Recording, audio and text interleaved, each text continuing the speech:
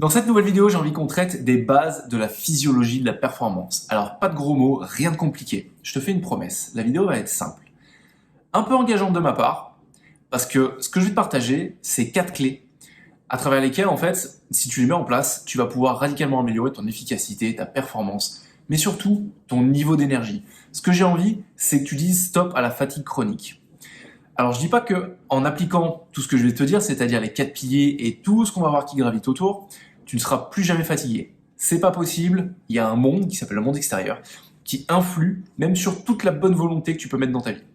Néanmoins, ce qui est intéressant, c'est de dire stop à la fatigue chronique, et je te propose de démarrer maintenant.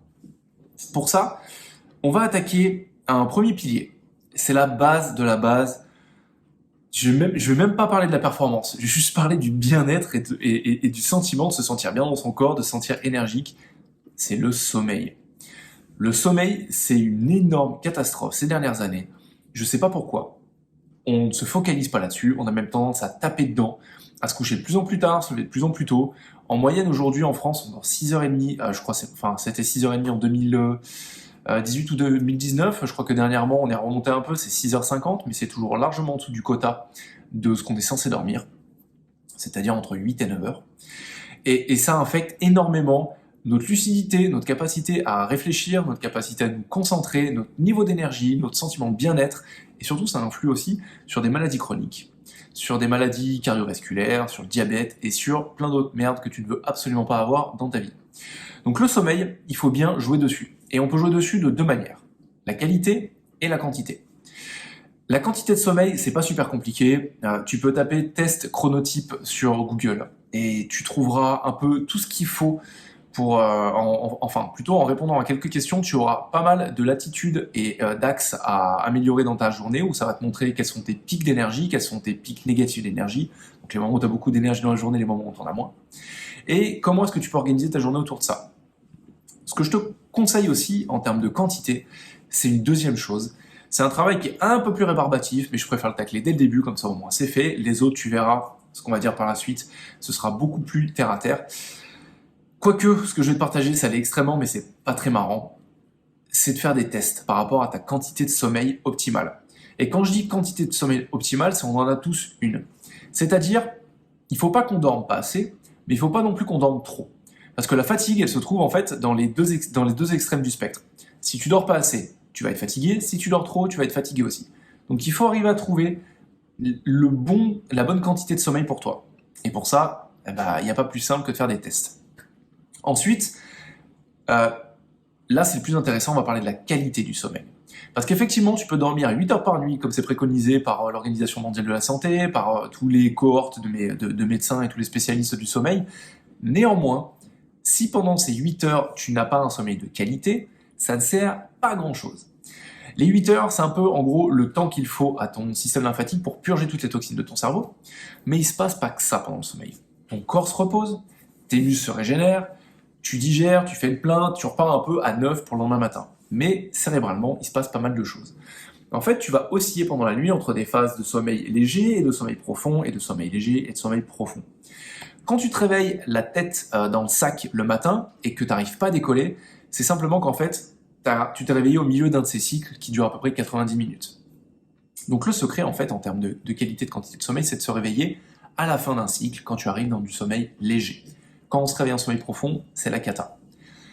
Le sommeil profond, pourtant, il est essentiel. C'est là où tu vas avoir plein de phases anaboliques et cataboliques qui se passent cérébralement, c'est-à-dire de déconstruction neuronale.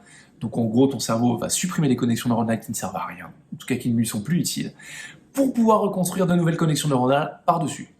Ces connexions neuronales, c'est les souvenirs que tu as envie de garder, c'est l'apprentissage que tu as fait de ta journée, c'est hyper important. Et ça se passe pendant le sommeil profond. Pourquoi je te parle de ça? Parce qu'en fait, la qualité de ton sommeil, elle repose sur la quantité de sommeil profond que tu as dans la nuit. Et le principal suppresseur du sommeil profond, c'est ce que tu es en train de regarder maintenant. C'est-à-dire téléphone, smartphone, tablette, PC, Mac, télé, les écrans. Pour une raison simple, les écrans en fait dégagent de la lumière bleue. Mais la lumière bleue, elle est omniprésente. Quand le soleil se lève le matin, paf, tu as la lumière qui vient taper ta rétine. Dans cette lumière, tu sais que la lumière est blanche, et la lumière est blanche parce qu'en fait c'est l'amoncellement d'un spectre lumineux plus large, il y a une lumière qui est bleue. Cette lumière bleue, elle envoie un signal à ton cerveau, celui de stopper la sécrétion de mélatonine. La mélatonine, c'est l'hormone qui envoie un message à ton cerveau et qui te dit « c'est l'heure d'aller faire dodo ». Donc en fait, mécaniquement, en fin de journée, quand le soleil commence à baisser, tu as de moins en moins de lumière bleue dans les yeux, la mélatonine commence à se produire, et cette mélatonine va donc envoyer le signal à ton cerveau que c'est le temps d'aller faire dodo. Si, une fois la nuit tombée, tu allumes tes lumières, tu regardes un téléphone, tu bosses, tu regardes la télé, même juste avant de dormir, à ce moment-là... Putain, sérieux? À ce moment-là, en fait, t'envoies le message simple à ton cerveau que c'est pas l'heure d'aller dormir. Et donc, par ça, ce que je veux dire par ça, c'est que tu ne sécrètes plus de mélatonine. Ou en tout cas, tu vas avoir une baisse de 40 à 50% de la sécrétion de mélatonine qui va se créer. Donc des fois, tu as l'impression quand même de, malgré avoir regardé la télé, tout ça, d'être KO et d'aller dormir.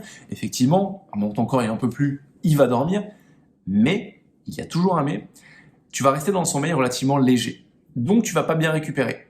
Donc en fait, plus tu fais ça, plus tu amoncelles du sommeil. Et c'est ce qu'on appelle la dette de sommeil. Et cette dette de sommeil, elle fait que tu es tout le temps KO. Une chose que tu peux faire pour mieux dormir, déjà, c'est de faire attention à ta nutrition.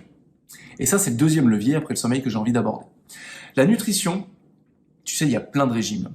Végétarianisme, les régimes carnassiers, paléolithiques, régime paléo, et t'as la chrononutrition, j'en ai testé plusieurs. Et j'aime bien en fait avoir quelque chose de simple à portée de main. Et c'est pour ça qu'en fait je parlais de la chrononutrition de manière très simple et très succincte. La chrononutrition, c'est ni plus ni moins que l'art en fait de manger les bons aliments au bon moment de la journée. Et pour faire simple, le matin, au petit déjeuner, ce que tu as envie de privilégier, c'est des protéines. Pas du sucre, pas du gras. Je sais, c'est totalement contre-intuitif, mais pas du tout. C'est contre-intuitif par rapport en fait à notre société occidentale, qui a toujours privilégié, enfin surtout en France, où on adore le sucre, on adore le gras, on adore les croissants, les pains au chocolat, les viennoiseries, les céréales et compagnie. Le problème là-dedans, c'est que les graisses saturées, que tu vas retrouver dans tous ces aliments type pâtisserie, gâteaux industriels et compagnie, sont extrêmement mauvaises. Elles bouchent les artères et en plus, elles sont extrêmement difficiles à digérer, elles demandent énormément d'énergie. Donc déjà, tu pars pas forcément bien en termes de gestion de ton énergie le matin. En plus, si tu favorises le sucre, donc le glucose, va créer un pic glycémique. Ce pic glycémique, ça veut dire que tu vas avoir un énorme pic d'énergie, c'est des sucres rapides, c'est ce qu'on appelle, et ils vont s'effondrer très rapidement. Et tu vas avoir donc un gros crash de ton pic de glycémie, ce qui en fait cause le t'es mort, t'en peux plus. Limite un peu d'hypoglycémie pour certains. Ça, en termes de gestion de l'énergie, c'est une catastrophe. Ce que tu veux le matin, c'est plutôt privilégier donc des fruits avec des bonnes vitamines, avec des fibres. Tu veux privilégier des protéines parce que tu as passé quand même 7, 8, 9 heures allongé. Et à un moment, il est temps aussi d'envoyer du bon fuel, du bon carburant à ton corps, mais aussi des glucides à travers du pain complet, à travers des flocons d'avoine, parce que ces glucides, ce sont des sucres lents, et c'est eux qui vont te donner du fuel de manière un peu plus constante sur la journée. Ensuite, il y a l'heure du déjeuner. Le déjeuner, c'est pareil, on repart sur du protéiné. C'est important pour la croissance musculaire, et même pas que pour la croissance, mais pour le maintien, des muscles. Et les protéines sont aussi, contribuent aussi à plein de processus physiologiques. Par contre, la seule différence, c'est que là, tu vas privilégier, à côté de ces protéines, des légumes crus. Plus ils sont crus, plus ils ont de minéraux, plus ils ont de vitamines, donc meilleurs ils sont. On va privilégier bio, bien sûr, pas l'agriculture intensive, qui est plein de pesticides. Mais à côté de ça, tu vas aussi accompagner ton repas, ta viande, de légumes cuits. Et pourquoi pas un fruit frais en dessert. Par contre, les glucides, tu n'en manges pas, sauf, il y a une seule exception, si tu as fait une activité intensive le matin. Parce que quand tu fais une activité intensive, tes muscles ils vont taper en fait dans les réservoirs de glucides, et notamment dans le collagène, et tu as envie de refaire plein de collagène à ce moment-là. Mais bref, ça pourrait faire le sujet d'une autre vidéo. Ce que je veux, c'est que ce soit simple. Donc juste, retiens, le matin, protéines, un peu de glucides et un peu de bon gras, un peu de bonne graisse. Le midi, protéines, légumes crus, légumes cuits et un fruit. Pas forcément des glucides sauf si tu as fait du sport. Et le soir, par contre, on va à l'opposé. Pas de protéines ou sinon des petits poissons gras, type sardines, type maquereau, type haddock, hareng, parce que ça va être riche en oméga 3, oméga 6, et tu as quand même besoin d'un apport protéinique. Mais à côté de ça, zappe les protéines, c'est trop dur à digérer. Privilégie des légumes et par contre des glucides. Il y a eu cette mode des dernières années de dire faut pas manger de glucides le soir, c'est pas bon.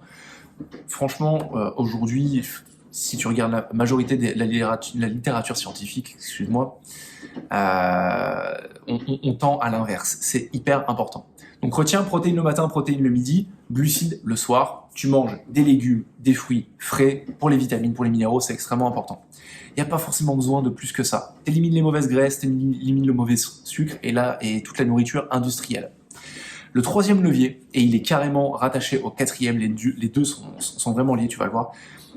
Le troisième, c'est quand on veut dire adieu à la fatigue chronique, c'est de savoir gérer son niveau d'activité. Il y a des jours, tu vas dormir 5 heures, tu vas péter la forme. C'est peut-être parce que tu as une moins bonne quantité de sommeil, mais tu as une meilleure qualité de sommeil.